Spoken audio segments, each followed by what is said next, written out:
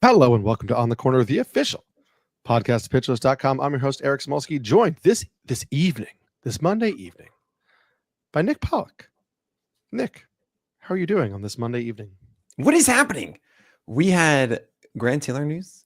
We had Yuri Perez making his MLB debut. No, I'm just kidding. His return from Tommy John, I should say. And we had Ryan Weathers, the sacrificial lamb to make this happen. And that was tough. That was tough news, Eric. The Hunter Green second opinion. The Hunter Green second opinion is also tough. Oh, right. Yeah, that one too. Wonderful. That's never great. No. Yeah, second opinion is never ideal. It's been a big day of news. Also, I know you don't like discussing hitters, but Roman Anthony was called up today, number one prospect in baseball. No, I don't trust him. 2 first names. Sure, I guess. And so I was like, is it? Yeah, it is. Okay. Is Anthony a first name?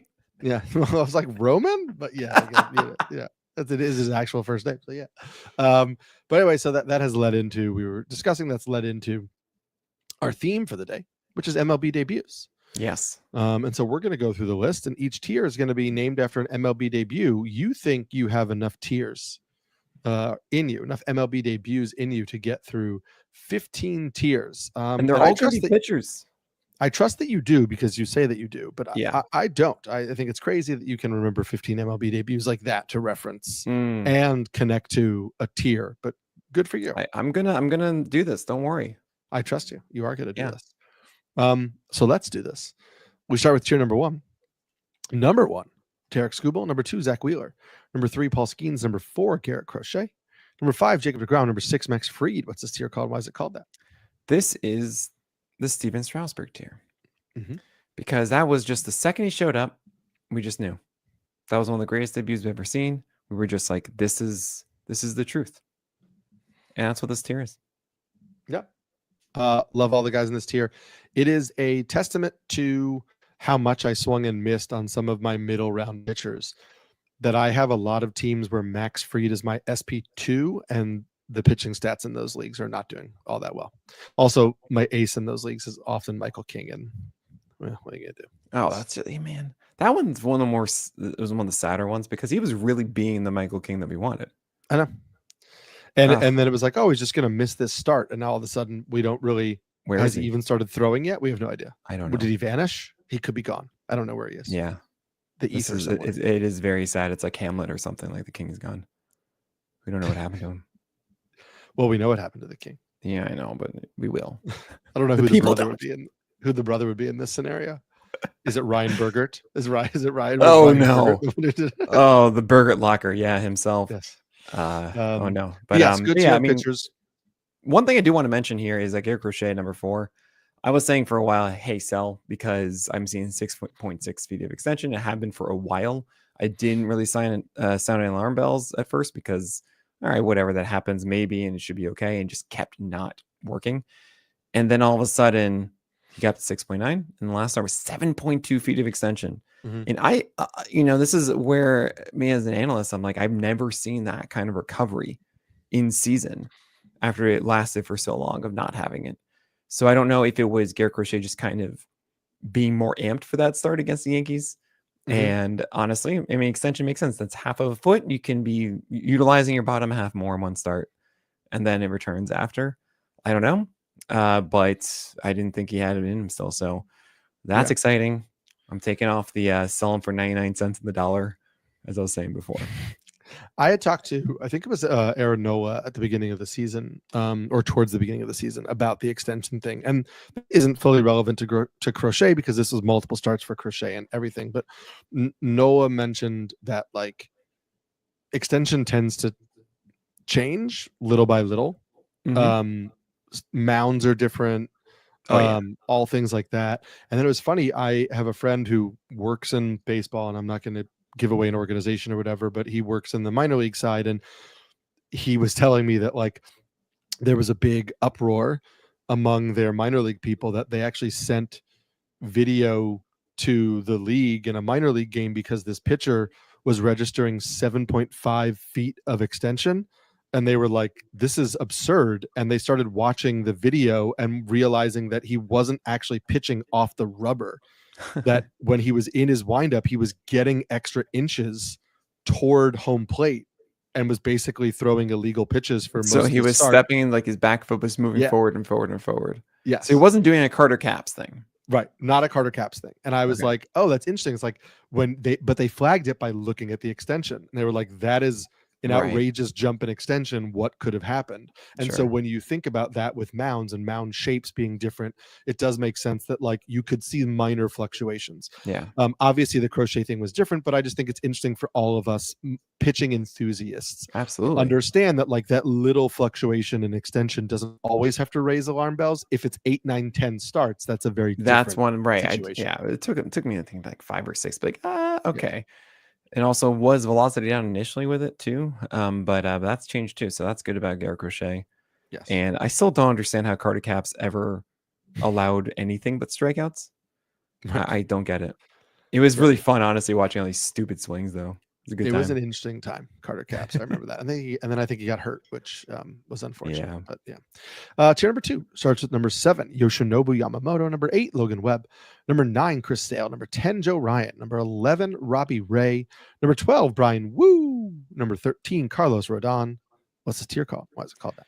So this is going to be Masahiro Tanaka because there were expectations. There were like, hey, this guy is going to save the Yankees a lot at the time. And he came through.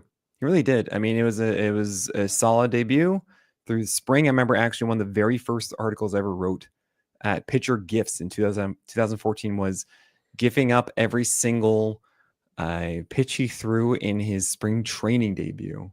Mm-hmm.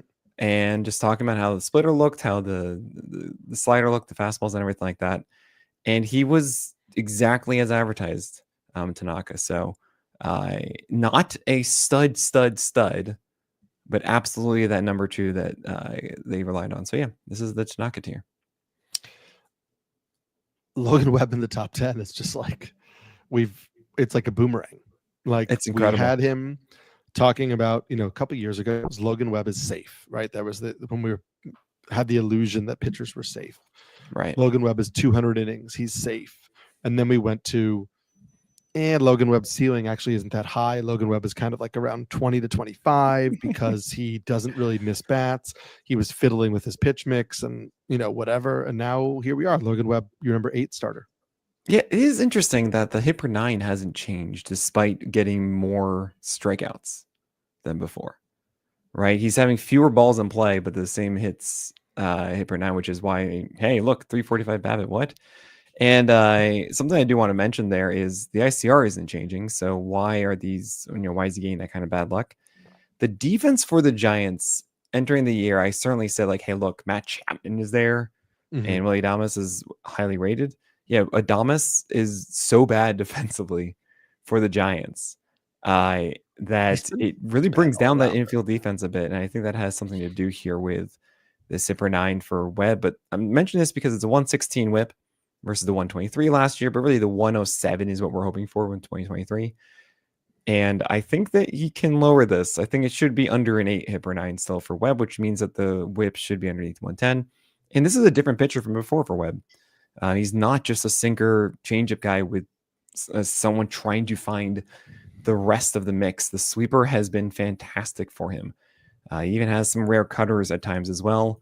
He actually does something really weird, Eric. He throws more sweepers to lefties than he does to righties. Isn't that kind of weird? His pitch usage, you would think it'd be like more changeups than sweepers, but it's more off balance. Like it's changeups to righties and sweepers to lefties at many times.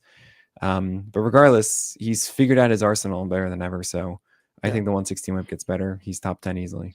He was one of the guys I mentioned in the First Pitch Arizona presentation about how his pitch mix change last year was not successful. And so it took a little bit of time for him to kind of dial into what worked for him.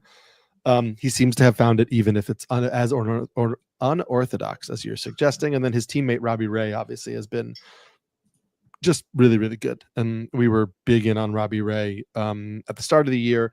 Unfortunately, not enough, right? Like it's so wild. I thought that I was in on Robbie Ray, and I think I was based on rankings, but like I wound up not pulling the trigger and getting him anywhere. And some of that was, I had guys like Joe Ryan and Justin Steele and whatever like above him and I went in did that too. direction. Yeah.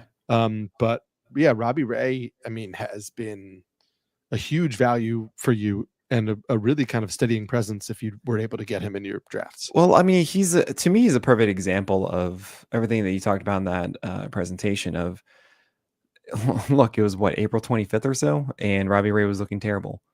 And it could have been very easy to just say, oh, hey, the walks are back, and that's who he is. But if you listen to Eric and his presentation about what usage and how guys can get better, we can identify, oh, right, the changeup and the slider are not being utilized at all, and they're not as successful as they were in the past. And he's throwing so many fastballs. It makes a lot of sense that Robbie Ray would stop relying so much on these fastballs. There was one game, what was it, like 36 four-seamers in his first 39 pitches or something like that? And that's what he did, and he was way better after that. I mean, he's been this stud that you know him to be now because of it, except for the last start. Eric, he had like 70% four-seamers in that last start against who was it? Was that Atlanta? I can't remember anymore. It's wild. He had a great game. 9 strikeouts, 7 innings. It was great. But it's just kind of funny that Robbie Ray realized, oh, I'm really good at my fastball right now. I'm just going to do this. And that's cool. Just don't do it every game.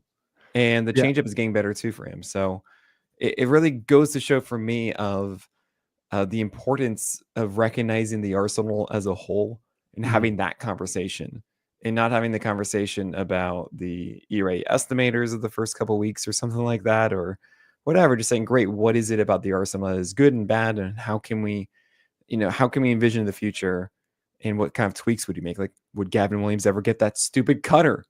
He did. We'll talk about that one later. It was the Padres. And that's it. I mean, especially when you see fastball usage tick up, if it's a good outing, sometimes it's just like they can't hit this today. And so why would I go to anything else? Like, I'm just going to keep running it back to this, but like put the finger down. Like, let's go. That's all I need. Some more question marks in tier number 3. Starts with number 14, Cole Reagans. Number 15, Hunter Brown. Number 16, Chris Bubich. Number 17, Mackenzie Gore. Number 18, Framber Valdez. Number 19, Spencer Schwellenbach. Number 20, George Kirby. What's this tier called? Why is it called that? Ooh, okay. So this is I had one for this one specifically. And we're gonna go with the fine, I'll just waste this one now. It's the Paul Skeens tier. Because not an ace now, but we know they're going to be an ace. Okay. So remember the first start? It was 4 innings against the Cubs. I actually remember that. We talked about it right afterwards. Yeah. The command wasn't that great. Right. Yeah. And it's why you don't start guys in MLB debuts. These are ones who are not aces, but we expect success. So it's Paul Skeens tier. Expecting success from Cole Reagans. Listen, James Shiano and I talked about him on our Q&A today. I said, you got to fire him up if he's in there. I have utter faith in him as a pitcher. You do wonder if the injury is still nagging him, if it's something bigger than they were letting on. We know he tried to pitch through the groin injury in the 2 starts before he went on the IL. He went on the IL. He didn't look great in his rehab start. His first start back wasn't good.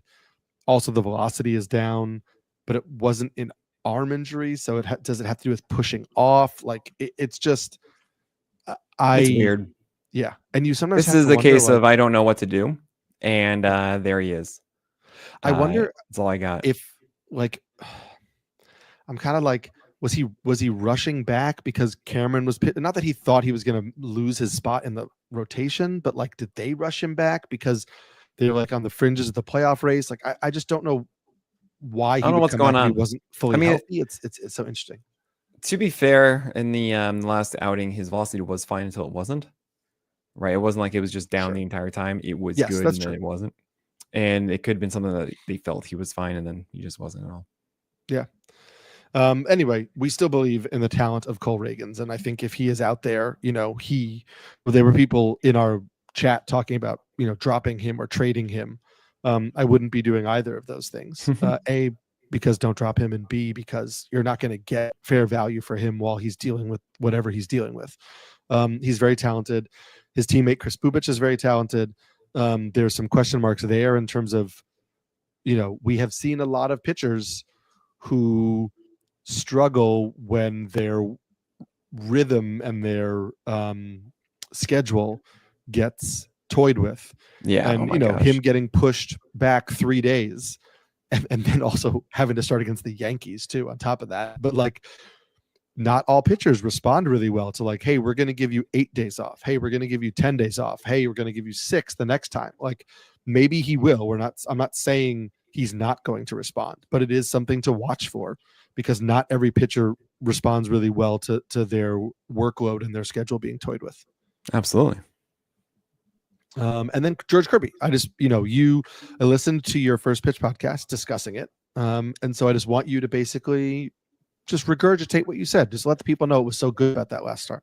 Now, I do want to mention, Eric is confusing the First Pitch podcast and the Plus Pitch podcast. Oh, and look, I kind of missed doing the First Pitch podcast. But you used to do it for. You used to do. I did it for 3 years. You left it to start the Plus Pitch podcast. Me and I sometimes I start the Plus Pitch and I say the First Pitch. And I go, nope, the Plus Pitch podcast.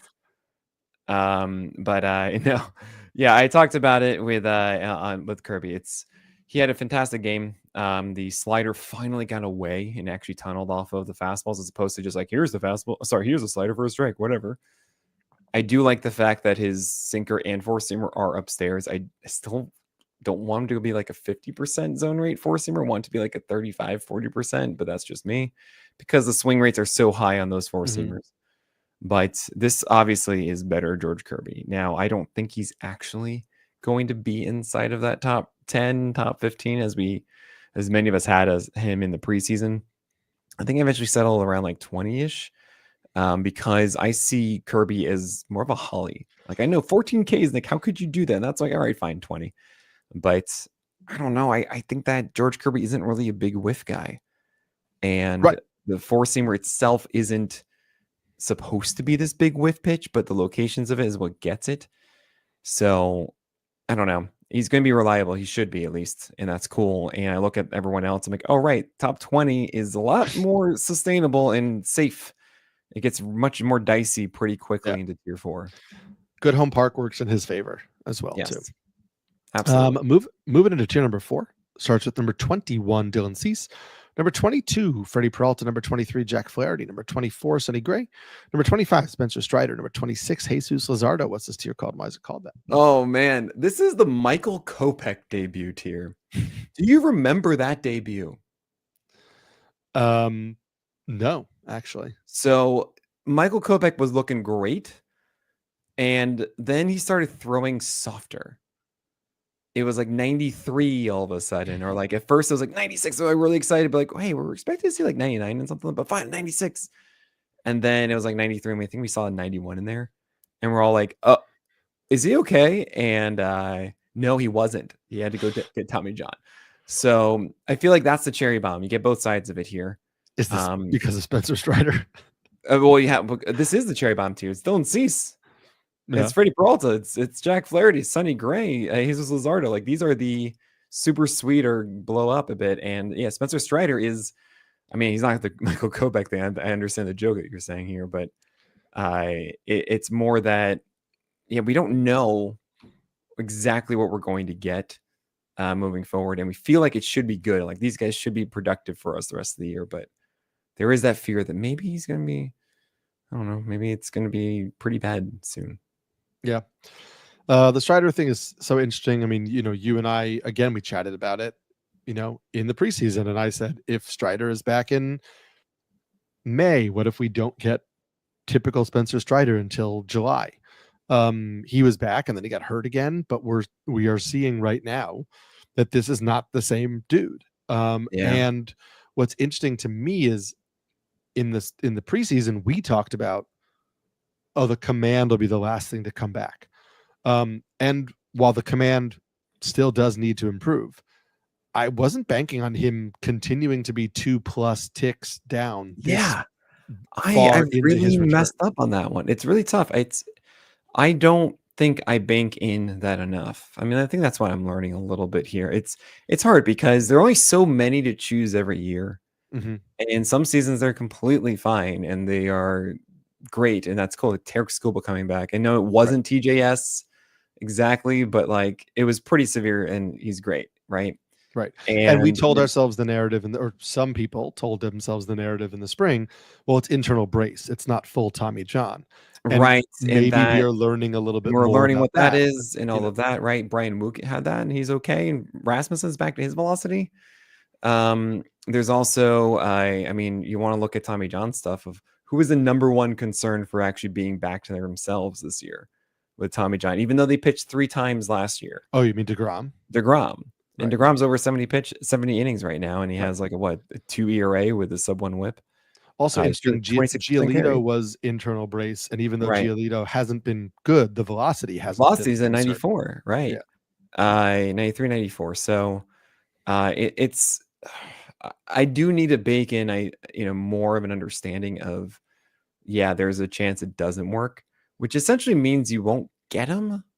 I think I am learning to be okay with that, and we're going to Yeah. talk about somebody later on who made their season debut today, and it's just kind of like, yeah, if we just say it's going to take a couple months, in the best case scenario, it's going to take a couple months for them to get their feet under them.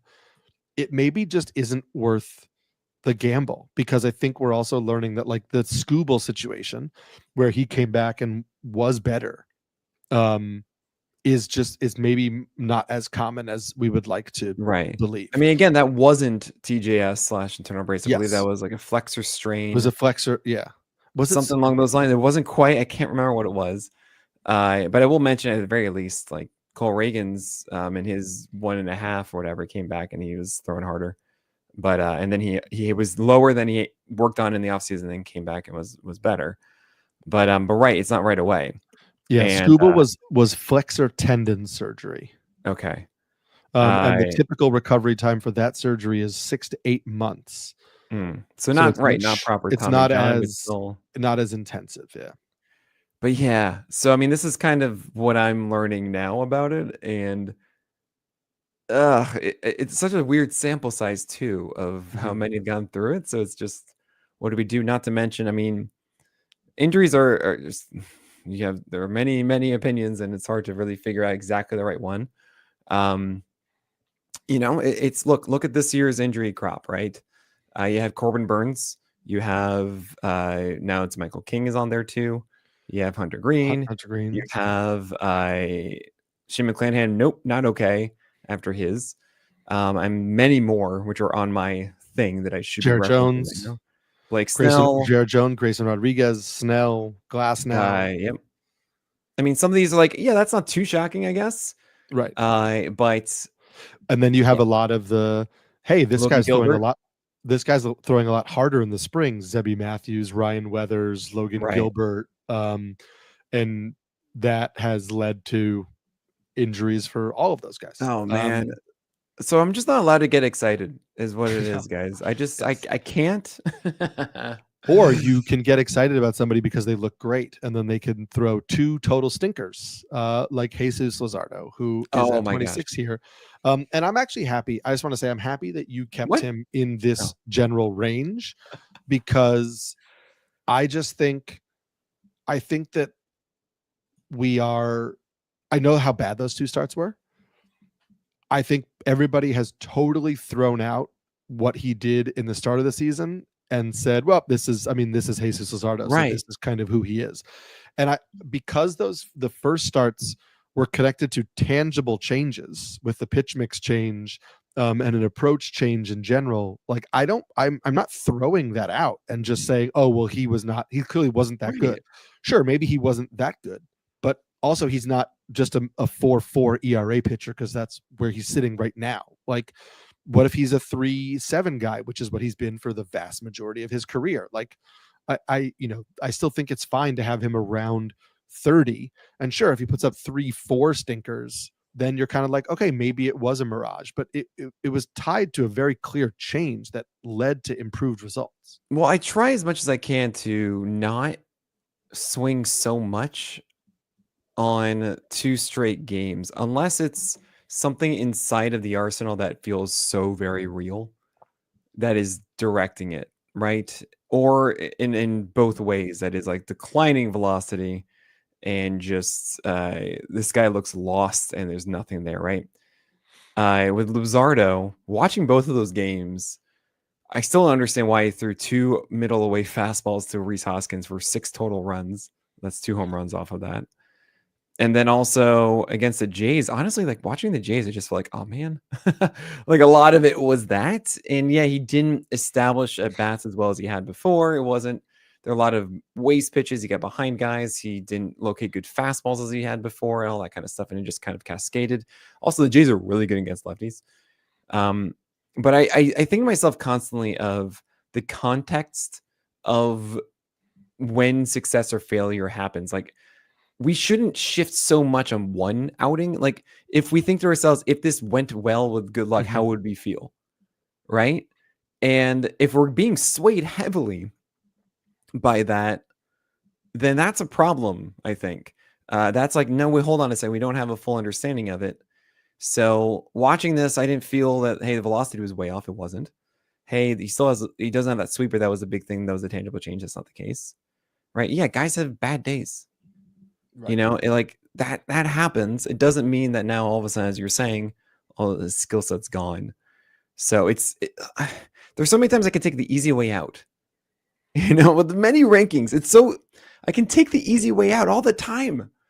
You know, I don't have to rank guys aggressively that goes against what I think the consensus would be or so, right? And what's interesting is I even write that sometimes. Yeah, I don't know if you noticed that. So you probably think that I'm too high or too low on this because I recognize that there's something extra that I'm looking at that is pulling me that I would imagine I'm going to get a lot of comments about. Like, it's not saying that I'm like dismissive or something like that of that. It's like, no, it's a rational thing that you're going to say. I'm going to do something that's probably not, you know, it's just like, I'm going to put this weight that I don't expect other people to do for whatever reason. So anyway, Luzardo, he's fine. He'll be okay. Just don't start him against the Cubs. And a week later, we're all gonna be like, yay. That's what I think. Yes. I'm fully agree. I think you should remain semi bought in. We're gonna move to tier 5, but we're gonna do that after this break. So tier number 5. Wow, that was a quick one there. You just a quick break. No break. There is no break. Well, we'll just edit that in. Edit in the break. Pause me. Edit it in. Starting with number 27, Drew Rasmussen. Number 28, Christopher Sanchez. Number 29, Kodai Senga. Number 30, Ranger Suarez. Number 31, Seth Lugo. Number 32, Clay Holmes. Number 33, Nick Lodolo. What's this tier called? Why is it called that? Yes. This one would be the Reynaldo Lopez debut. And this was actually the article I covered for Rotographs. This is my very first article I ever did. And it's one of those that was productive. And it was just kind of like, all right, that happened because it was like September. And you're like, this guy could be good. And that's cool. And you're not really going to think so hard about him because this is your Hollies that you're just kind of there and you're like, thumbs up. Let's move on to the guys that are interesting or not, because you don't really think that they're going to change a ton from where they are right now. And a lot of these guys, like, listen, a lot of these guys get very little respect. Seth Lugo was dropped in like a couple of my 12-team like NFBC online championships. He gets dropped in a lot of leagues because he goes through these stretches where like he's not typically like a huge strikeout pitcher, so he goes through these stretches where he isn't like putting up tremendous ratios, and everybody's like, all right, whatever. Lodolo, I think everybody's waiting for, you know, the Great American Ballpark thing or we've seen him kind of collapse, but like, you know, regress repeatedly. But yeah, these guys are all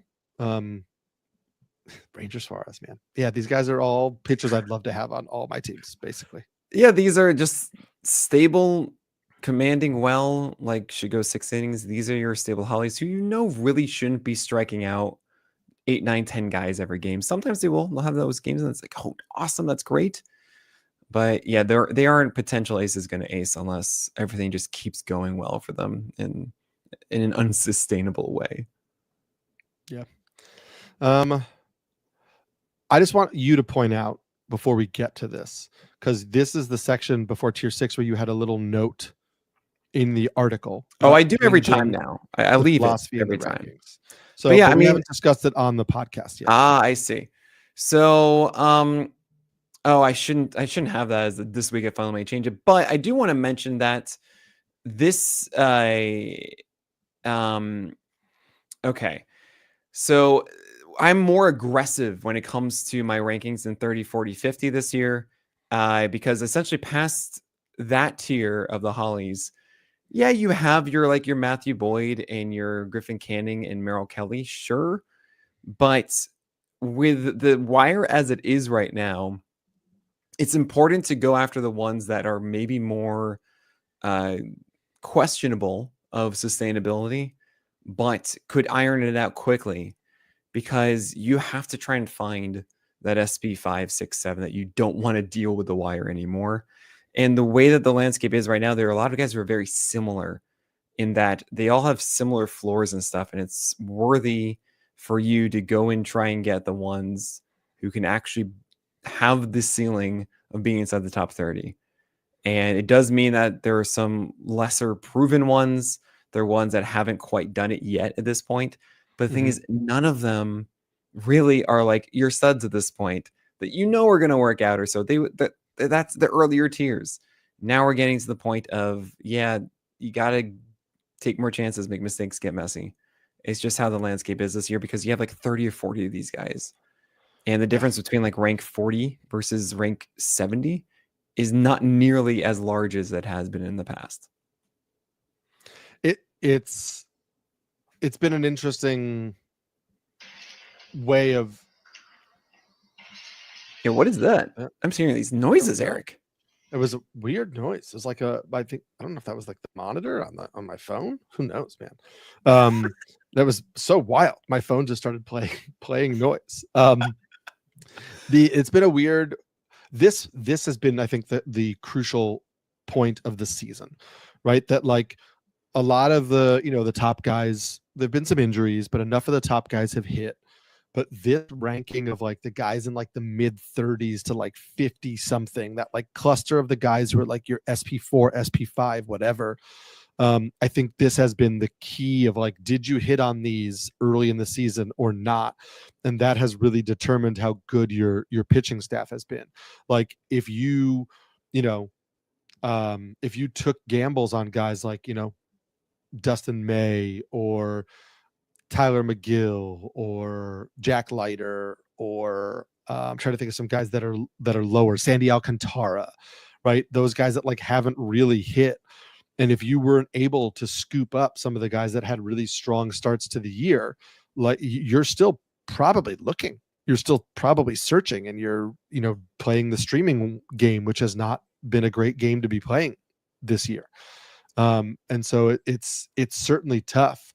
And one of the names that people are looking to is the guy who starts off tier 6, and it wasn't a great debut today, but we'll talk about that. But it's number 34, Yuri Perez, number 35, Ryan Pepio, number 36, Nick Pivetta, number 37, Will Warren, number 38, Andrew Abbott. What's the tier called, and why is it called that? Okay, this one is the Jack Flaherty one. And remember Jack Flaherty when he first came up, we were kind of like, I think this guy's good. And it was a weird season. There were like a lot of guys. I think it was 2022, if I remember correctly, maybe 21. No, way earlier than that. But it was a moment when we were thinking like, okay, Flaherty, do I hold on to this or not? And we think it's going to work out. And over time, it did that year, right? It was 2019. And we are feeling good about these guys, but we can understand how this doesn't quite get there. And I mean, for example, Nick Pivetta, home run problems are likely going to arise as the weather gets worse. Though not as bad as they were in Fenway. Right. But San Diego is actually really well known for this, of like June, July, I think, are really bad in San Diego for home runs. Will Warren, for example, is an interesting case where he has been a little more back and forth, and he had some struggles early on. However, I believe since it was like the start of May or so, his strikeout rate's like 32% or something. And it's a scenario where he had a bad start against the Dodgers, fine, but then he was doing well against Boston, and then he had a careful Icarus, was bad in the 6th, and that was that. It unraveled from there. But I see someone who's developing a game much better with his breakers and his changeup, and his four seamer is legit, and he had more extension, and there's all these reasons that Will Warren is suddenly forming into this complete pitcher for the Yankees. But it could also just be like, hey, I don't know how to throw strikes anymore. It's a case where these are like your cherry bombs from tier 4, but not quite as solidified.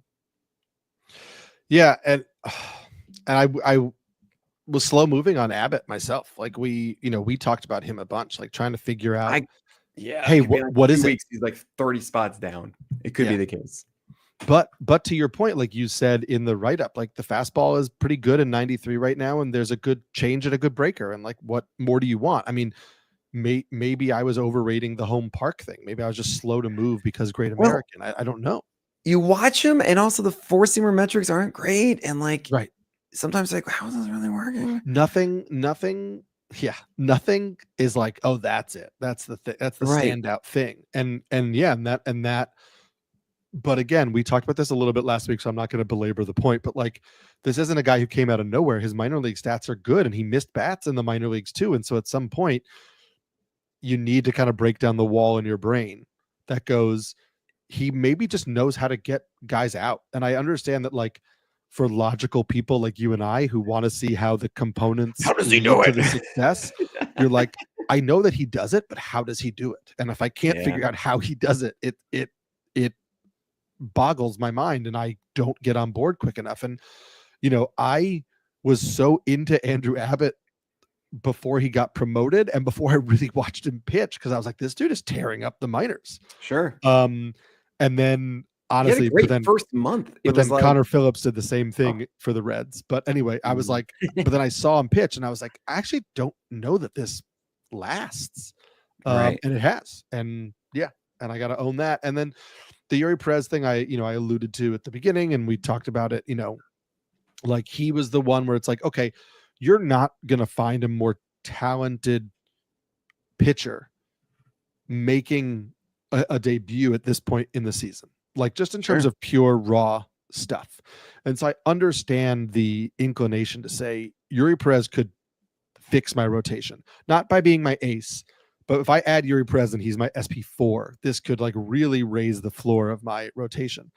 But as you saw today, like pretty good start until the fourth inning when it wasn't a good start.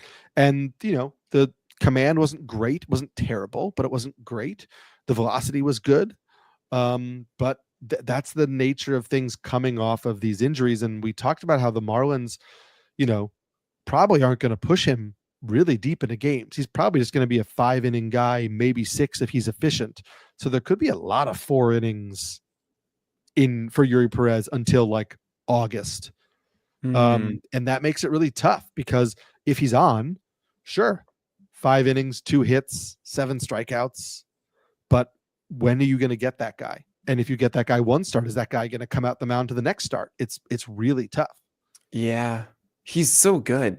So what we got today was 98-99 on the four-seamer with 16 inches of vert, 1.2 height adjusted VAA. Actually, his extension was 6.9 back in the day. 6.5 here, but I don't really know what to make of his debut and all that. Also, velocity should come down because it's adrenaline. You would think that would decrease. I remember the first at bat, I think it was against O'Neal Cruz. He struck him out on a 3-2 cutter. And it was the first, it was the first pitch in his 6th overall pitch, right? So it wasn't like he had tried other things and then went to it. It was so nice. I'm torn because I feel like if we just treat this like an MLB debut almost, and where I'm kind of willing to throw this away, this game. Just like, all right, it was 70 pitches. You need to get into a groove of some kind. You need to find his zone. And really, a lot of those fastballs were just fantastic. It wasn't a completely erratic heater. It was 57% zone rate is really good for a return to the majors, honestly, on your fastball. Normally, you see like lower than that. And he didn't really nail his slider and his curve as much, but that's kind of what the issue was before. The fact he actually is throwing this cutter is kind of cool because it really was just curveball and slider before.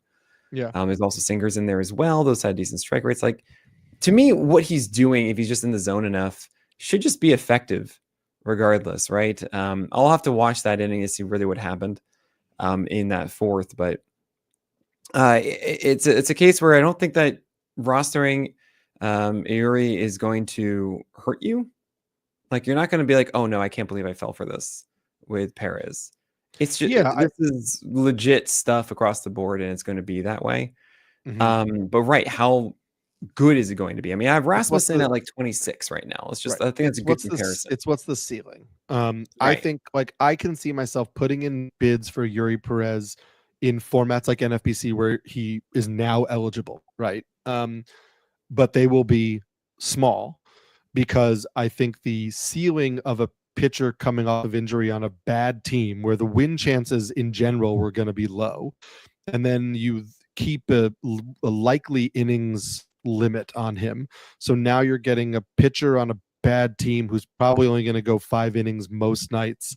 And so how many innings are you going to get? How many strikeouts can you get? And then what is the consistency coming off the arm injury? It's like, I'm willing to take a gamble on somebody that talented, but I'm not like, I'm just going to talk about like the Seth Lugo situation of the world, or even like guys you have ranked below him. Like, I'm probably not going to drop like a struggling Bailey Ober to get, or like a Tyler Mahle, who is pitching better, but I don't think is as talented as Eury Perez. But like I'm not going to just go off of like raw talent to pick up Eury Perez. Yeah, I understand that. I think when I'm, the whole preface I was putting before was, I feel like you can find a lot of replacements for like a Tyler Mahle or Bailey Ober right now. I mean, look, I know it sounds crazy, but I kind of love Mitchell Parker and Bailey Falter this week against the Miami Marlins, right?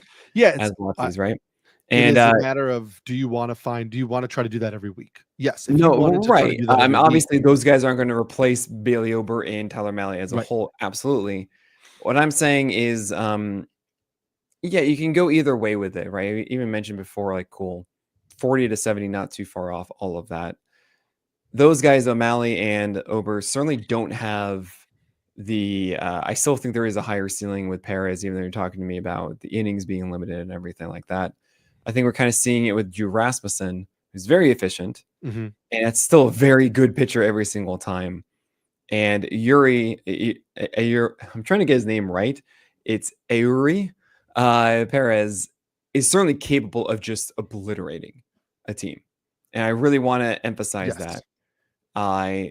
In the way that those guys that you're mentioning, not really anymore. I mean, Bailey Ober is kind of scaring me more than ever. And I just think back to ranking him at like 50, me being so outraged. Like, was right. He often is. So, yeah, do what you want with Eury. I wouldn't really judge him based on this one. It was still 70 pitches, by the way, just so we're clear. And I think that also gets better as far as efficiency goes moving forward. Yeah. We will get more efficient too as we move forward because we're still at tier 7. And we're 45 minutes into this thing, but we're going to keep going for you. I promise. Tier number 7 starts at number 39. Matthew Boyd, number 40, Griffin Canning, number 41, David Peterson, number 42, Clark Schmidt, number 43, Merrill Kelly, number 44, Chris Paddock. What's this tier called? Why is it called that? Well, I mean, we're going to be efficient, but we have to do so after this break.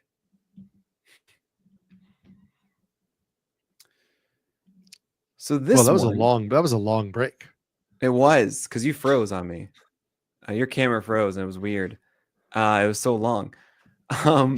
This one is I gotta save that. I can't do that one. I gotta save this one.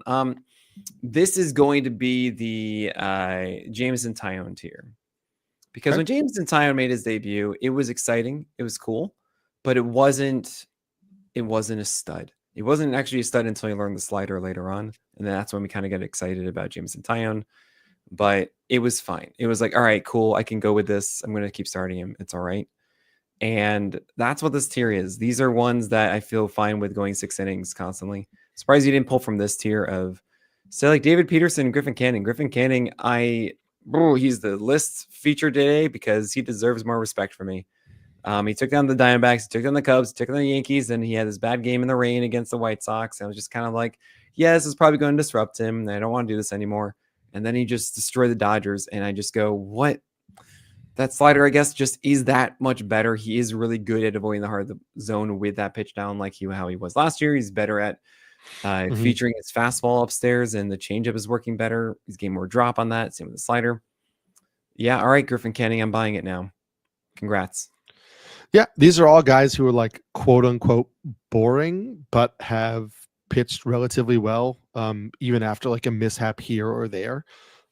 Schmidt and Pollack are two guys who started off their season kind of like, and then have been pretty good since then.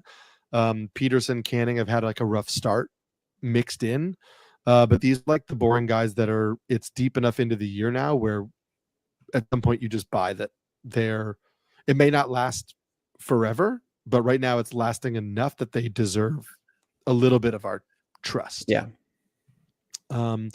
Some interesting guys to talk about in the next tier. So that's tier number 8, number 45, Kevin Gossman, number 46, Kevin Williams, number 47, Tanner Bybee, and number 48, Luis Castillo. What's this tier called? And why is it called that? Oh, this is Luis Castillo. This is pretty easy. I mean, this is his debut. It was so fun. I was obsessed with it. And I was like, I see it. And it was a little wild. I was a little like, the changeup was so good. And he was throwing sinkers front hip. And he was like doing 97 and stuff, but it just wasn't all together yet. And you can see how all this works. Like Tanner Bybee is like, oh, you're frustrating me. You're driving up the wall.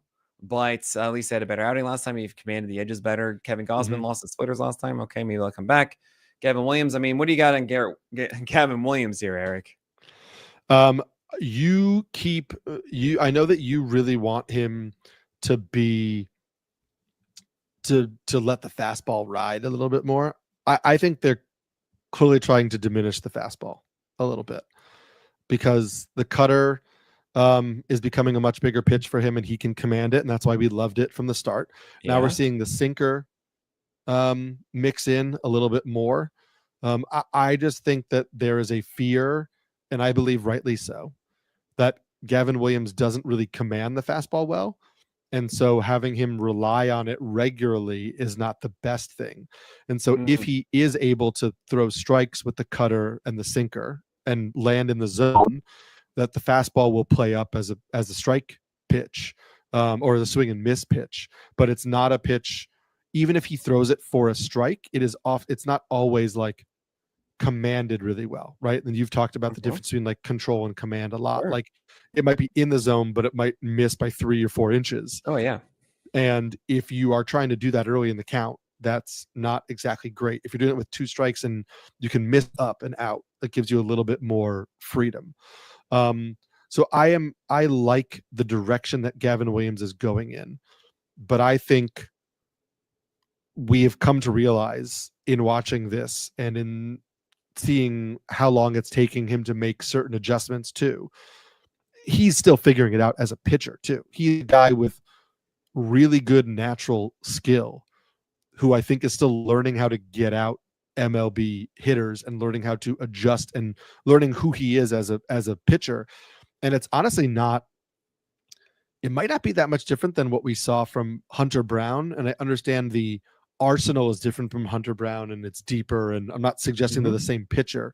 Yeah. But in the same way that they were both like well-regarded prospects who came up and had moments where you were like, this guy's really good, but didn't seem to have an identity as a big league starter and who they were going to be and what they were going to rely on and how they were going to attack hitters. And it took Hunter Brown a few years to actually figure that out. And so I don't know if Gavin Williams is going to click into it this year or next year or what, but I at least believe we're tracking in the right direction. I just don't know when we get there. Yeah. All I'm looking for is just 60% plus strikes in the 4-seamer with the cutter. That's all I'm looking for. I'm not saying like, okay, cool, I want it to be 45% 4-seamer and then like 20% cutter. No. That cutter is destroying. It is so good. I love it. He should be leaning in on that. That's great. But it's like I've seen starts like 74% strikes in the cutter and then like 48 strikes in the four seam. Like, no, like it was that four seamer was the strike pitch before for all of April. You know, it was, and even if you're saying, yeah, in the zone, not so good, that's okay. That's okay. You can throw it poorly in the zone if you have that 92.5 that is also in their minds and predominantly more in their minds. This is actually what happened with Kodai Senga, is that his four-seamer was 96 or so, and he was just like scatterplot all over the zone, but it wasn't hit. Why? Because the cutter was being thrown so well in tandem with it, and batters couldn't tell the difference. What is kind of interesting with Gavin, though, and goes back to our whole extension talk, is that he actually hasn't been a 7+ foot guy this year, and it's fallen down to 6.6 as far as his last start goes. I don't know if that's going to hold, but we've seen the fastball velocity also come down a little bit in the process, almost a tick and a half, if not more than that.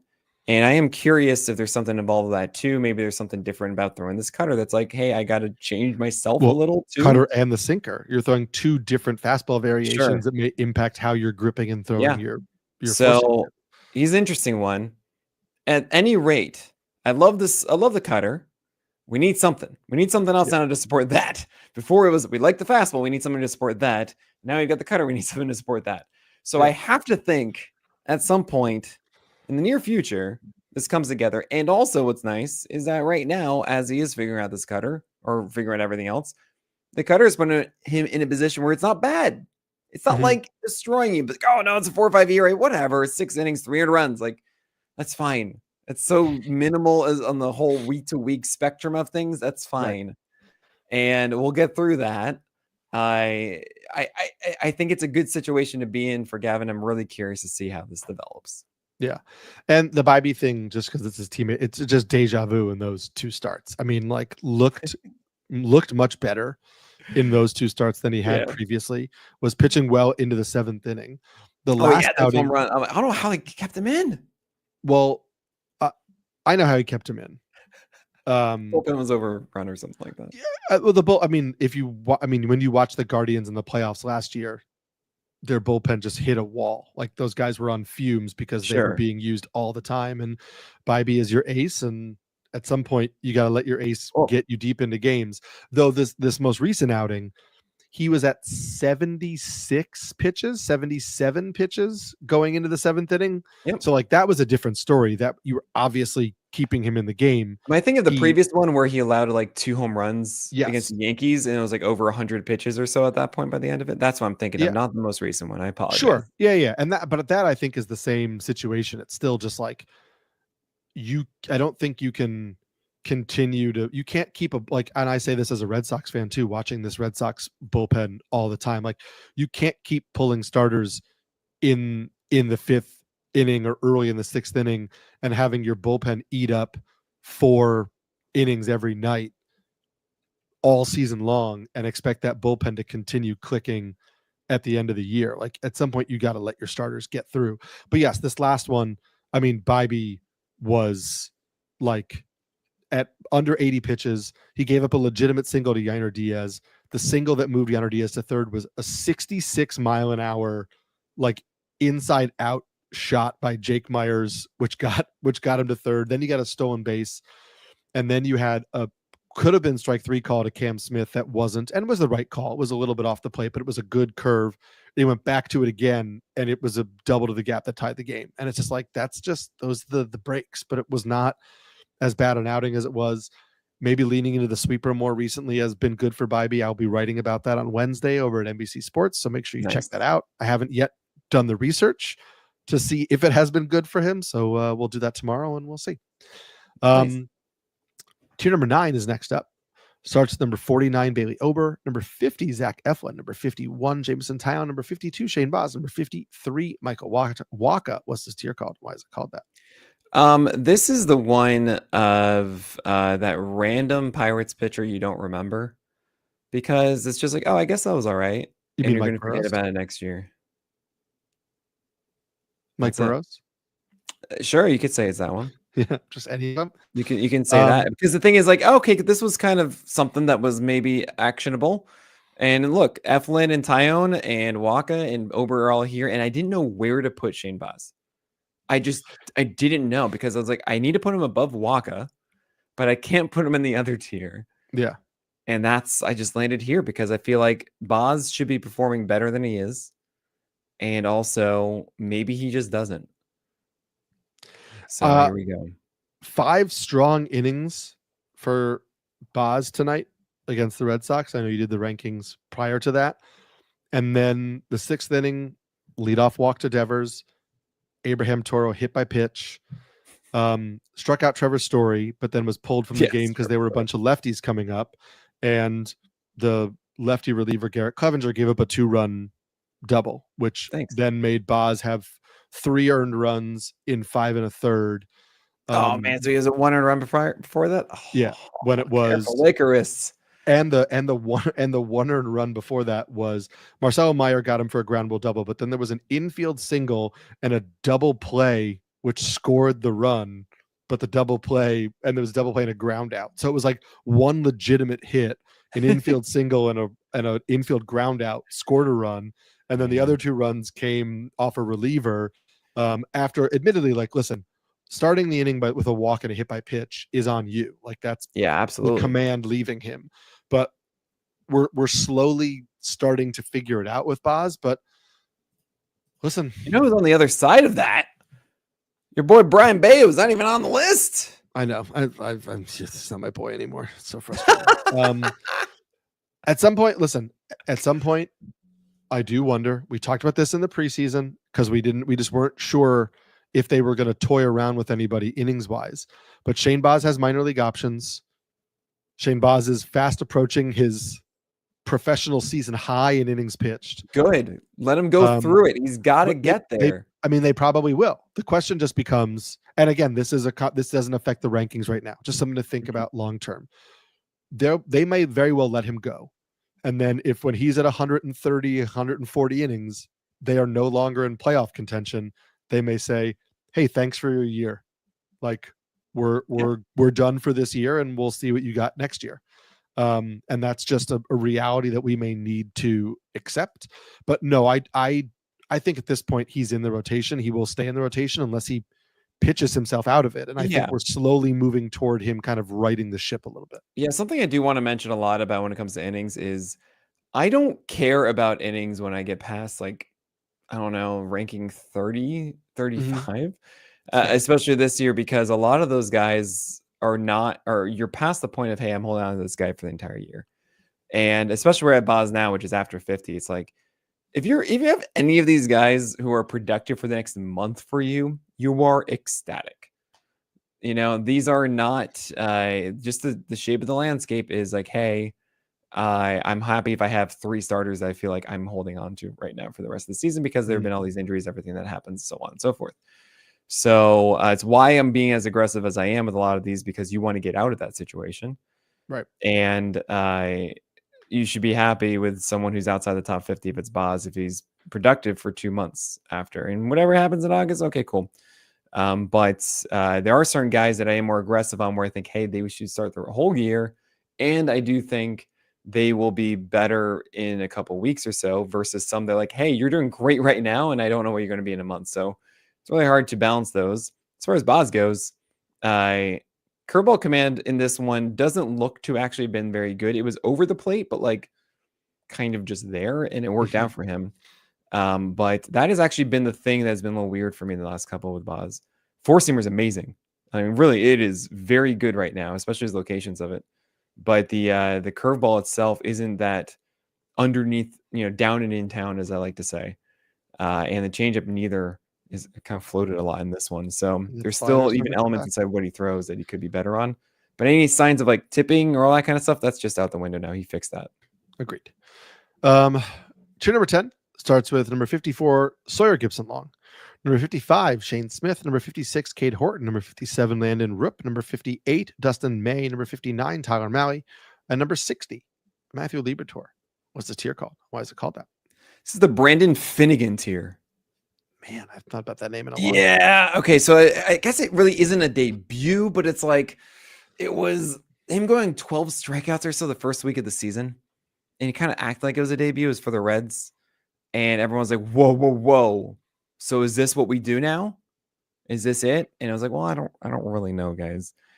And you could even call it the I'm gonna lean him with that Brandon Finnegan. I know he showed up that year and was a reliever for the Reds, I believe it was, and then maybe it was the Royals. Oh my gosh. I'm just gonna keep going here and say that these are guys that we hope are going to be really good and sustain some of the skills that they've had while not falling off. Yeah.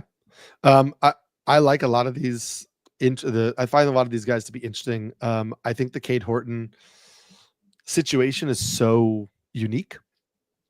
Because when he came up, it was like, okay, fastball has velocity and that sweeper is lights out. Right. And then we looked at the fastball and it was like, okay, so that's a cutter. And the sweeper is good, but we throw it to righties only. Yeah. And then he threw that one changeup to Soto in the debut, and you were like, hey, that pitch actually looks that's a pretty cool pitch. Pretty good. What's up with that? And let's see that more. And then now we've kind of been like, okay, maybe Cade Horton doesn't have the ceiling, or right now, Cade Horton 2025 doesn't have the ceiling that we thought as like, hey, this is one of the top pitching prospects in the game. But he has a 3-pitch mix, 4-pitch mix. He, as you wrote in the article, he splits the curve and the sweeper depending on hitter handedness. But maybe there's a pitcher with a true 4-pitch mix and he's going to go 5-6 innings every night for one of the best teams in baseball. And maybe he's just kind of settling in as like the floor is pretty good and the win chances are there, and it may not excite you, but it's pretty interesting. Yeah, Cade Horton, is like a Holly, right? I think the cut fastball too. The other night he didn't spot it well at all, but the changeup looked really good. The lefties, oh man, and it's a curve that gets more depth to lefties and then sweeper to righties. It gets more sweep. Like I think he's pretty solid, honestly. And I have Sawyer Gipson long at 54 still. And what's kind of annoying is that Savant changed the classifications of his pitches, and I should have caught it. That he was not throwing sinkers as much as I thought he was. He was throwing 4-seamers, which means that I was terrified because he had far less drop on his sinker all of a sudden. And we're talking like 10 inches different. And no, it's only 3 inches less drop, but he just barely threw that sinker. And I'm thinking to myself, okay, at least he didn't lose that. It's not bad of a drop, but hold on, it's still 3 inches fewer than he had before, which isn't great. And the slider lost, I believe it was 3 or 4 inches in both directions while still having the same velocity. That is from 2023 Sawyer Gipson long. And I hope that we get that back. We don't really know. It's a return, I should say. I don't know what we're going to get the next start. I really think that Sawyer Gipson long with the major sinker low is insanely good. With his extension and what was absurd drop before, at least let's just say it's 3 to 4 inches of vert as opposed to the 1 or 2 that I had before. That's so good at his extension down, change up off of it, slider off of it, Papa John's. So I'm looking forward to that, and I'm kind of ready to say, great, cool. That was the first one. Let's see what we get in the second one. Papa John's. I just wanted to point out that I loved your comment in the article from the Landon Roop point. I think it's just an important point for everybody all around. Is like your point was for Roop specifically, he was leaning into the changeup more and the cutter more, and that he seems like a pitcher who's going to have a long runway and be able to kind of continue to get a feel for his pitch mix. And I think that is just a really important thing to keep in mind is when you're evaluating your pitchers and the guys who are on your roster fringes, right? Am I cutting this guy? Am I keeping this? Whatever. I think it's really important to look at the pieces of the arsenal and say, do I like enough of the pieces in the arsenal? And if my biggest complaint is I don't like how the pieces are being used, there is always a chance those pieces will be used differently as the season goes on. And if you say, hey, I like that he does 1, 2, 3 things, and I think it will work if we just change the way he does those things or the way he throws those pitches, to me, that's not a guy that I'm looking to get rid of unless there's a clear, better option, because all it takes is that one start to kind of say, oh, I'm going to start throwing this more. I threw this more this start and it worked. And I'm just going to go to it again. And if it works again, I'm going to go to it again. And if it, you know what I mean? Like it really can shift pretty drastically like that if the pitch is already in the arsenal. Yeah, exactly. It's that's often the easiest way, really, is just saying, look, okay, the pieces are these things that are going to perform at this level constantly. Are they in both positive and negative ways? So you see a guy have a great start. It's like, yeah, but he threw all these pitches down the middle and they just happen to find gloves and stuff. Like, we know that that's not sustainable. It's not like he has the things that can make this a plateau for him. While you have others that say, oh, cool, wait, hold on a second. This curve is really good and it's consistently good, like with Roop. And we can see that the sinker can be better this way. And oh man, this changeup's developing. And now he's introducing cutters. Like, you can see those things that you're saying put together. So I think I'm trying to, like, the entire time we were talking, all I was thinking about is, how do I take this thought and put it in to just a quick 2 sentences of just, he has the pieces and they're not utilized, or he had results but without the pieces, kind of. And putting those into buckets of guys, because that's one of the hardest parts about the list. Is like these guys that are getting the most out of what they have versus those who are not getting the most out of it, and trying to explain that, because the ERA estimations and K- walk rate and all that kind of stuff is not going to showcase it if they're not getting the most out of their stuff, right? But how do you showcase that they are? So that's the fun stuff, guys. That's what we're here for. It is the fun stuff. There's more fun stuff in this next tier, tier 11. Starts number 61, Lance McCullers Jr., number 62, Edward Cabrera, number 63, Lucas Giolito, number 64, Bryce Miller, number 65, Tyler McGill, number 66, Zach Gallen, 67, Grant Holmes, number 68, Jack Leiter, number 69, Hayden Birdsong, number 70, David Festa, and number 71, Mick Abel. What's this tier called? Why is it called that? So this is a fun one, and I believe actually contains someone inside of this tier, and you should think about who that is until after this break. This is the Jack Leiter tier, because you saw that start last year against the White Sox, and you're like, man, that's a really good four-seamer. Oh, there is that part with the slider, but is this going to work? You don't know. You don't know. All of these guys have great cases for why they are the next top model, okay? But I can see why all of these fail. And good luck. Like, there's some that I'm just like, I think it's going to work. Edward Cabrera just lasted 4 innings, Eric. And you know who told me that? You. Okay? You told me that. You texted me right away. What is going on? 4 innings. I don't know. That was, but yeah. And that was like, I want to be clear when I texted Nick, I'm trying to look up the exact pitch count, but it was like 63 pitches. Yeah. Like this wasn't oh my God, he was, totally inefficient. It was, I don't know why he was removed from the game, right? 63 pitches after 4 innings, 1 earned run, 5 strikeouts, 2 walks. Yes, there were 3 runs on the board, but one of them was earned. It was a decent outing. Like, he wasn't cruising. He wasn't dominant in any way, shape, or form. But it was, I think we talked about this with Gavin Williams when he pitched against the Dodgers, and he was like having trouble putting guys away, and the outing wasn't great, but it wasn't terrible. And I kind of felt that way about watching this Edward Cabrera outing, where it was like, he actually, like, because he was going to the sinker more often and he was throwing it for strikes and whatever, it was an outing where he wasn't crisp, but that led to 4 innings and 1 earned run. Whereas Edward Cabrera in the past, when he's not crisp, it's like 3 innings, 5 earned runs, like, 4 walks, 2 strikeouts. And you're like, that was atrocious.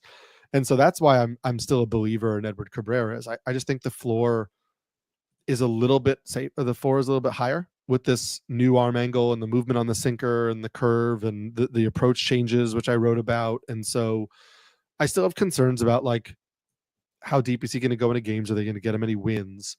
But this is a guy where, like, it would not surprise me if all of a sudden he's somewhere in your 40s in a couple of weeks, because it starts to click a little bit. Yeah. Yeah. It's, And really also looking at some of these other guys too. Like Bryce Miller, what should I do with that? You know, he has a bone spur. Right. We know he's not healthy. We know for a fact he's not healthy. He's going to have What do I surgery at the do? end of this year. He's going to get the bone spur removed. Like I think if you can get anything for him in a redraft league, I would take it. Yeah, it's rough. Like I think you have to. He's a hard guy to cut right now. I would probably not be cutting him. I'd be trying to get something for him, but I might not be starting him. It's really tough. Well, here's the thing. Like, it's not like Bryce Miller can't be good, though. Right, You know, exactly. it's bothering him. And what I even said in the thing is, like, I can understand him going 3 or 4 starts in a row, just killing it because he's just figured out how to ignore it a bit and just go battles through it, but then it gets worse. And then all of a sudden it just gets bad after that, right? And I am just, I don't know. I literally, by the way, an hour before this, traded away Hayden Birdsong. I got a closer. I got Tyler McGill. Okay. And Trevor. I don't know people liking that. Trevor hearing that will like it or not. I needed a closer. I don't really love Birdsong. I think he just drives me nuts and just made me feel like, you know what? I don't want to deal with this. This is great. Yeah. Go away. I would do that. I'm okay with that. I wanted to just quick notes on the 2 guys underneath him on your list, David Festa. David Festa, really poor start. Important to note. David Festa from Rangers beat writers basically didn't know he was being promoted. He thought he was being promoted because he got scratched the night before from his AAA start. They didn't tell him, but there wasn't. He was not headed toward the stadium until the morning of the game. God. There were for whatever reason, it wasn't like, hey, it was Pablo, I think was the reason he was up. Like Pablo's down, like you're gonna come up. I think they really were debating if it was going to be him or not because he had battled that arm fatigue thing before and was at 66 pitches his last outing, and they could have just brought up Simeon Woods Richardson, who started the same night that Pablo Lopez had started. You know what I mean? Like it seemed like a situation where they were just going to wait till the next time through the rotation. And then they decided not to wait till the next time through the rotation. Sure. They were going to like move people back. And so they made the decision, hey, since we scratched Festa last night, let's just throw him today. Well, it might have been the Zebby thing. The Zebby hip impingement. Oh, maybe. It was announced on Saturday. I think that's why Festa went. Maybe. And I don't know why I said Rangers beat writers before because I was staring at Jack Leiter on the screen. I meant Twins. I meant Twins. But the point was just like, I think that David Festa didn't know he was starting for the Twins until a few hours before he was starting for the Twins. Yeah, which is obviously going to affect things. That will obviously impact things. And then also in your note about Mick Abel, you did say that Aaron Nola might be coming back next week, but that's not gonna happen. Because he had the setback with his oblique. Oh, that's right, the side, right? And so he didn't throw his bullpen like he was supposed to. Yeah, he still has not thrown his bullpen. Rehab start. He met with the doctor today, and they said they'll have information for us tomorrow, Tuesday. But at this point, he still has to then throw his bullpen and then get back to building up. If they're going to doctors and again all this stuff, it's like that's not just like all right, just rest it, you know. Right. And and it seems like at this point, it will be bullpens, and then it will be a rehab stint because he's been out for long enough that he'll probably require a couple of rehab assignments. And as we talked about before, like he wasn't exactly cruising, and so they might say, "Hey, let's get 2 good rehab starts in," and really kind of identify something. I think Mick Abel may have to the end of the month before they have to make a decision on him. And who knows what the state of the rotation will be then too. Yes, exactly. So awesome to hear. I mean, awesome to have new information. Not that Aaron Nola is hurt, but knowing that, I probably would have Abel around where I'd say probably at 60 underneath Tyler Mahle. Is probably where I would have Mick Abel. I think that Mick Abel is a more refined pitcher than your typical rookie. Watching him in the last 2 games he has a good fastball that should work in 2 good breaking balls, and like this works. Good situation to be in as well with the Phillies. I think you should just have that. I mean, I like it more than Eric Cabrera, for example, in this situation. So even though, man, Eric Cabrera, we're like right there, Eric. We are. I'm dangerously back in. uh, We're gonna see what happens, but I'm in on it. Oh man, Um, we got to get going here. We're going a bit long on this. We're in the bottom tiers. We're going to go through these next ones relatively Yeah. quickly. Tier number 12 starts at number 72, Michael Soroka. Number 73, Tomoyuki Sugano. Number 74, Davis Martin. Number 75, Casey Mize. What's this tier called? Why is it called that? This is the Casey Mize tier because Casey Mize's first game was as a Toby. I was surprised because everyone's like, "Oh, the splitter's gonna be amazing." It's like, no, it was actually this 88-mile-per-hour slider that really was a cutter. It was his golden pitch. Anytime you need a strike, he perfectly placed it. I was like, oh man, this guy can go like 6 innings. This is great. He's not gonna be a strikeout guy, but he's gonna be kind of good. Yeah, Casey Mize. Yep. Casey Mize in this tier, which is great. Davis Martin. Listen, Davis Martin. Kudos to you. Not a super interesting guy for me from like a fantasy perspective because there's not a lot of strikeouts here. But this year he added this kind of like gyro slider, cutter, whatever you want to call it, or change the usage on it. He's like leaned into it a lot more recently. And it's worked for him. It really has. There are some rumors that like he actually is a trade candidate, that there are some teams sniffing around him. And so just a name to keep in your back pocket because he's actually been decent, even though he doesn't get strikeouts.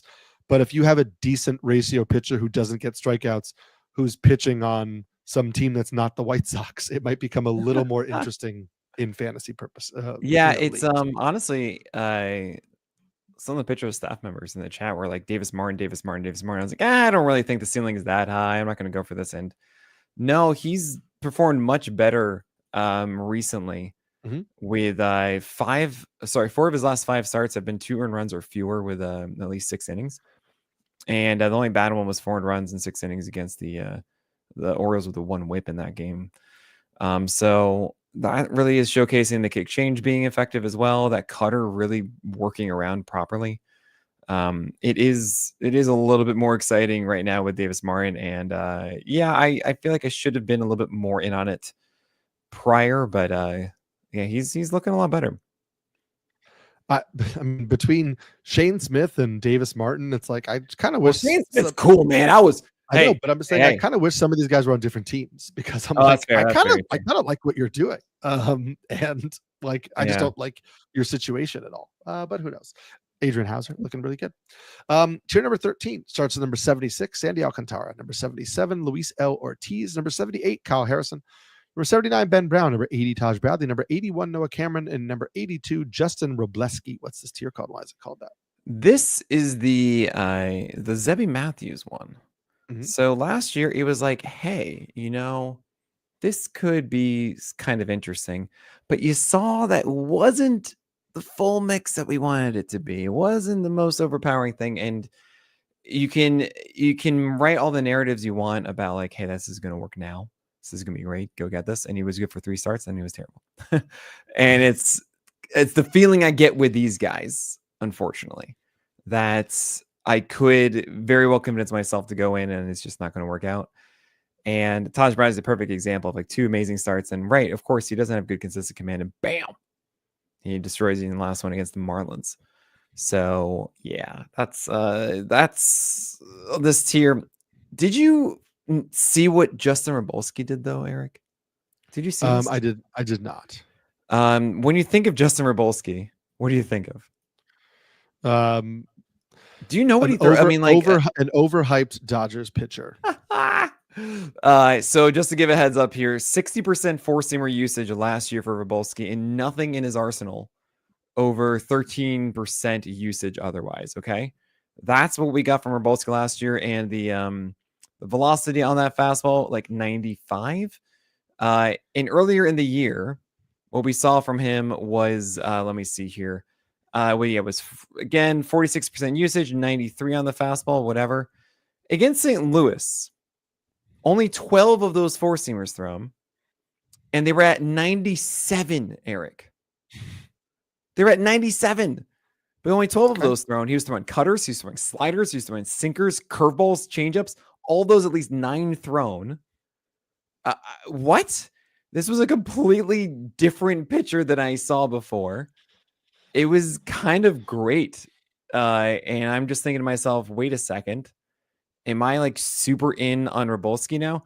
Samulski, you should be in on Rabolski and his 1.6 height adjusted VAA on that four seamer at 97. And just so you understand, his height adjusted VAA before was 1.3, and that was his first start of the year. It's just, wait a second. How did you do this overnight? It was a 1.2 last year. I will Lower say arm angle, it seems like. Just went to the minors, changed everything, and we've got a new guy here throwing 97-mile-per-hour four-seamers. I have a TBD as my fourth pitcher that I'm covering on Wednesday, so maybe I'll dig into this tomorrow and see if there you go. Justin Robelski can go into the article. Can we just name him Mr. TBD now? Yeah, let's do it. Yeah. Sandy Alcantara killed me, man, because I was ready to move on, and then he had the Rockies in Miami, and now he gets the Pirates, and I'm like, I'm just gonna keep holding and see what happens. I mean, that's what we were saying. It was like, the starts are good. It's like, I don't know, I'm not gonna cut him in those ones. The Rockies one worked, maybe the Pirates one will. Who knows? And it's so funny. It's so classic Sandy. He needs 70 pitches to go through 6. Yep. I think the Noah Cameron regression game is coming this week, by the way. Oh my gosh, I'm terrified. It's like the most big brain, but like acceptance of the big brain. It's coming. But like, there's no way. He gets the Yankees, and it's just like all these bad matchups ahead, even if he's 6th in the rotation. And we know he's been so lucky, and it's just the most obvious regression game. And watch, he's gonna do so well. Right, he's gonna dominate. He's gonna kill it. A bunch of rando names start this tier, and I love it. It's tier 14, starts number 83 Bryce Elder, number 84 Mitchell Parker, number 85 Bailey Falter, number 86 Jose Quintana, number 87 Jose Berrios, number 88 Tyler Anderson, number 89 Jose Soriano, and number 90 Brandon Pfaadt, down another 20 in the rankings. Brandon Pfaadt. What's this tier called? Why is it called that? This is the Carson Fulmer tier. I remember writing his MLB debut, and my friend was a White Sox fan. He was so excited about me writing this article, and so I did the gift breakdown and everything, and I was like, he's fine. It's like he's the most Toby of Toby's. Like, maybe this stuff works. He has 4 pitches, and none of them are really exceptional. And I'm like, that's Carson Fulmer. And yep, that is this tier. These are a mix of streamers of, like, as I was saying, Mitchell Parker and Bailey Falter getting the Marlins this week. Bryce Elder is going to get the Rockies. Jose Quintana is a Vargas role right now. Tyler Anderson's changeup's looking great, and he could be a Toby against the Orioles. Jose Soriano, Brandon Pfaadt, who still can't handle lefties, and it drives me up the wall because he was so good at it for the first half of the year or first month of the year. Now he's just not. So sorry, buddy. Yep. I have a few shares of Bryce Elder for this week. This is like wild streaming tier, but I get it. And you've always been a Bailey Falter fan. The extension, it's so good. You do love one day the Rays, I'm telling you. Stretch Armstrong over there. The final tier 15. Such as number 91 Slade Ciccone, number 92 Logan Allen, number 93 Adrian Hauser, number 94 Chad Patrick, number 95 Jacob Latz, number 96 Eric Fetty, number 97 Chris Bassett, number 98 Mitch Keller, number 99 Luis Severino, number 100 Mike Burrows. What's this tier called? Why is it called that? This is the Brandon Pfaadt tier, because these are the guys you throw in there and they just get pummeled. Okay.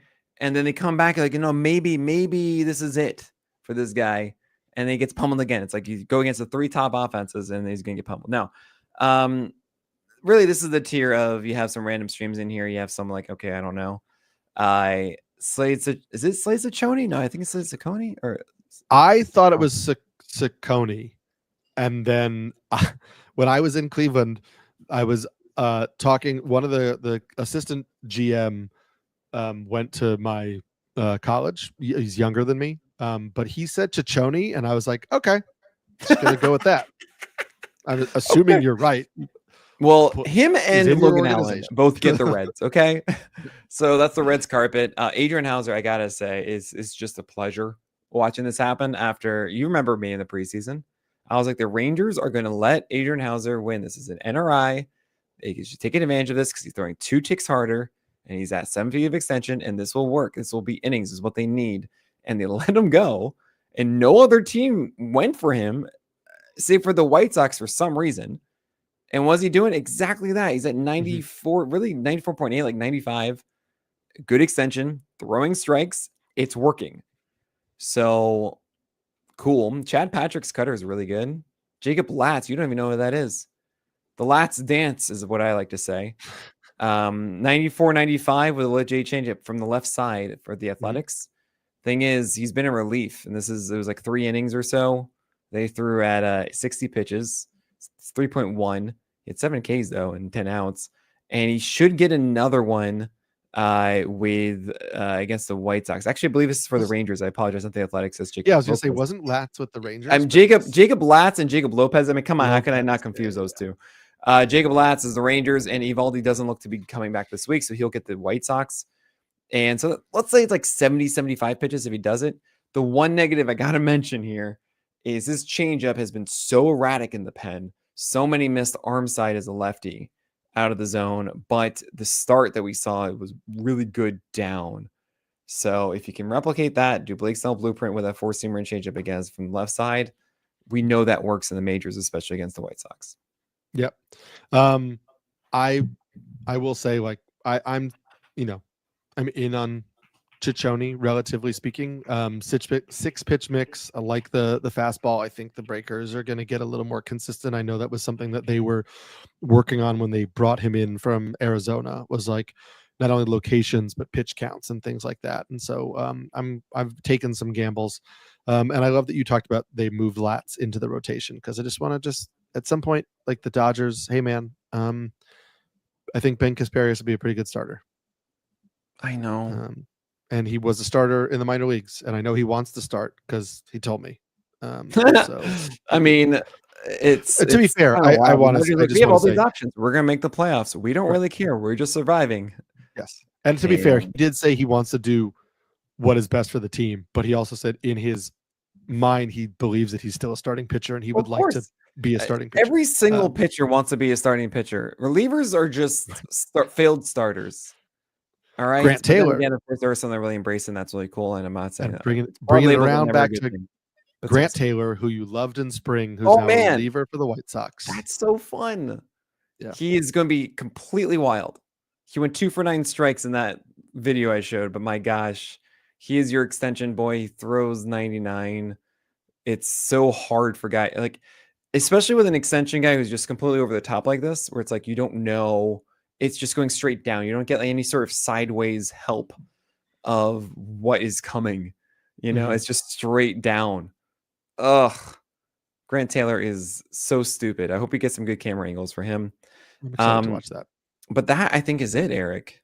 It is. We got it in under an hour and a half. No, I know we got a little long. We went a little long here.